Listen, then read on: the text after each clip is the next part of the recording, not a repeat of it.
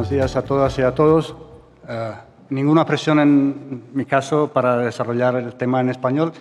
Espero no hacer demasiadas faltas. Ante todo, muchísimas gracias a Enagas por la invitación. Es un placer estar aquí.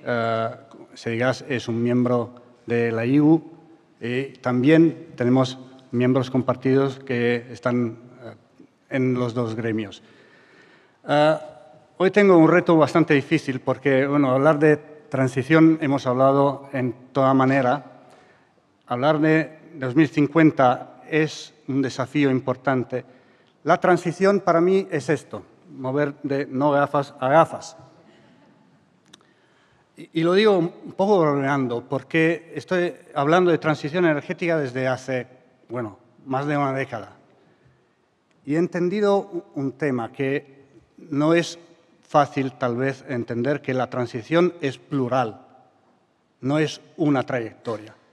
Y tal vez nos olvidamos que la demanda de energía en el mundo está creciendo. Está creciendo, es una evolución de la energía, no es una sustitución.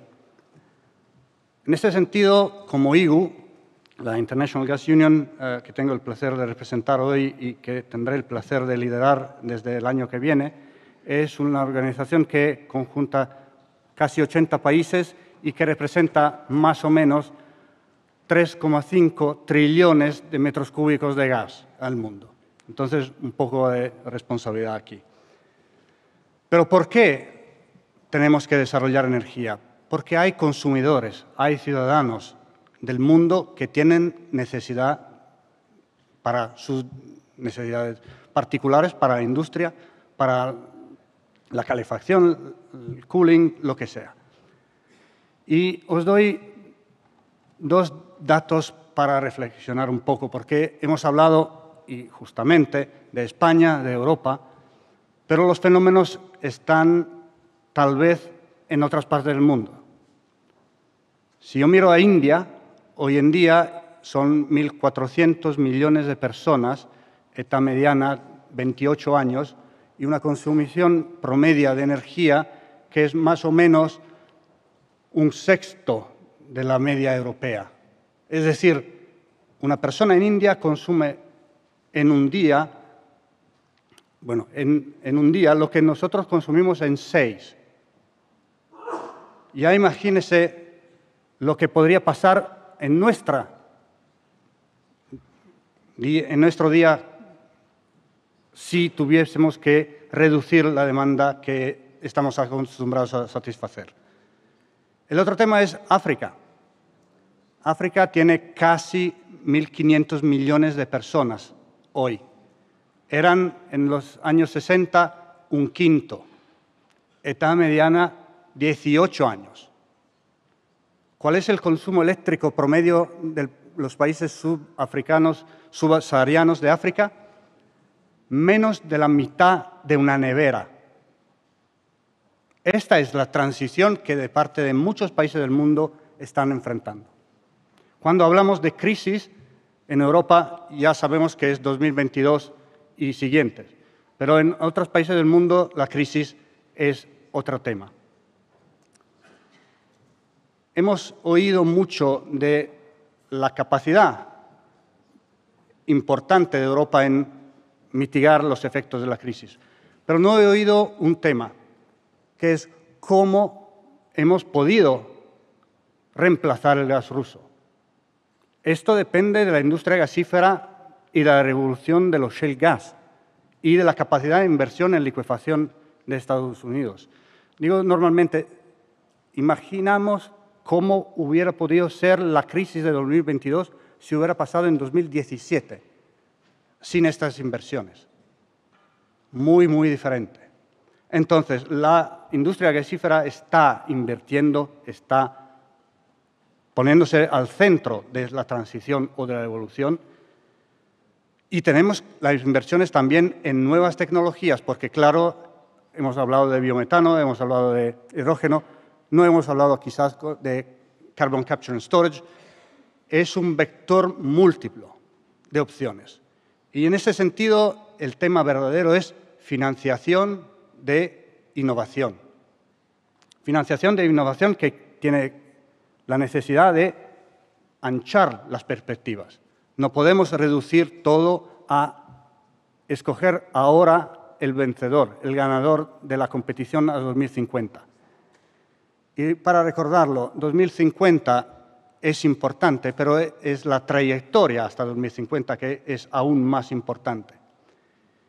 Y aquí, temas, digamos, de hechos, es que en 35 años al mundo hemos conseguido no subir las emisiones globales en 3 años. 1990, disolución de la Unión Soviética, 2008, Lehman Crisis y 2020, COVID.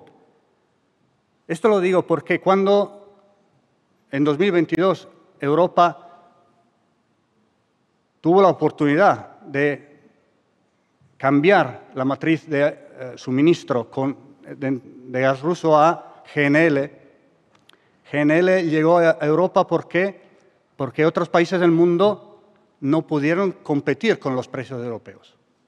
Bangladesh, Pakistán tuvieron que tener blackouts y los gobiernos de ahí decidieron, bueno, el gas no es confiable, tenemos que movernos al carbón.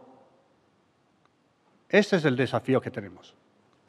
En este sentido, el gas sirve no solo para la energía, pero también, lo acuerdo, porque tal vez en Europa no lo acordamos, sirve para los fertilizantes. Es decir, la comida que tenemos en la mesa es también dependiente del gas. Entonces, esto es un rol muy, muy rotundo. He dicho de la innovación. Hace 2 semanas estaba en Canadá porque como IGU hemos organizado la IGRC, International Gas Research Conference, donde más de 500 personas, expertos de innovación, se juntaron para ver cómo estamos progresando. Y les puedo comentar que hay mucha posibilidad, muchas opciones, mucha tecnología para reducir emisiones de metano, para mejorar la sostenibilidad del medio ambiental de toda la matriz energética que estamos desarrollando, es decir, hidrógeno, gas natural, biometano y otras soluciones tecnológicas, porque la capacidad de ver en 2050 todavía mi bola de cristal está un poco opaca. Transición, innovación, colaboración.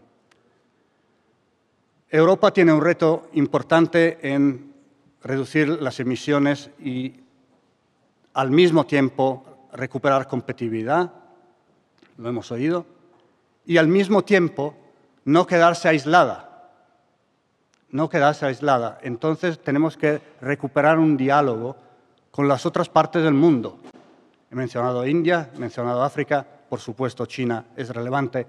Estaba viendo esta mañana que el crecimiento del mercado del gas chino este año será más o menos 2/3 del consumo anual de España, solo para dar una medida del tamaño. En ese sentido, es importante verdaderamente recordarnos de lo que los acordes de París mencionan: cooperación. Artículo 6 de los Paris Agreements.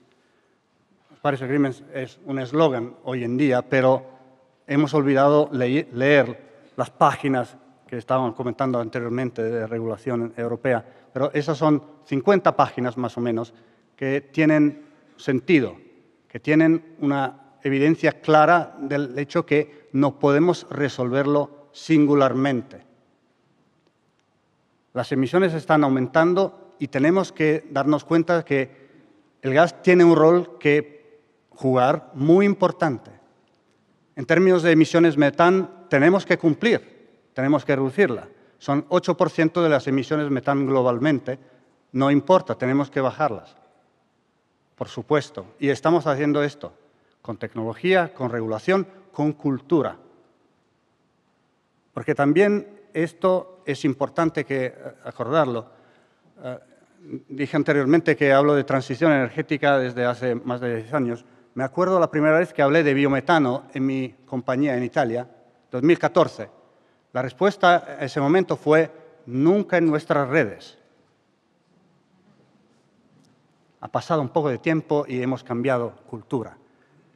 Y esto es importante porque realmente podemos contribuir no solo con la innovación tecnológica, no solo con las inversiones, pero también con la cultura.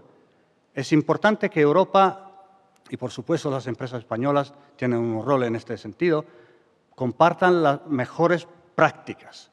Esto tenemos que tener en cuenta y tener muy bien enfocado como rol de las compañías de Europa. No es solo servir los consumidores de nuestros territorios, pero también ponernos al frente de esta frontera tecnológica.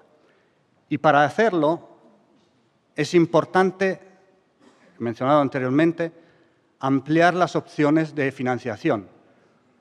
Cuando hoy recuerdo en otras partes del mundo que desde 2021 el Banco Europeo de las Inversiones dijo, y cito textualmente en inglés, el jefe del EIB dijo, "To put it mildly, gas is over".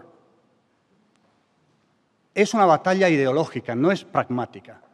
Tenemos que recuperar pragmatismo y opciones. Es importante de parte de la industria conformarse a las mejores prácticas, pero también ofrecer soluciones variadas. Es decir, lo que puede funcionar en España es muy diferente de lo que puede funcionar en Bulgaria, para mencionar dos países europeos. Y, por supuesto, hay opciones más anchas.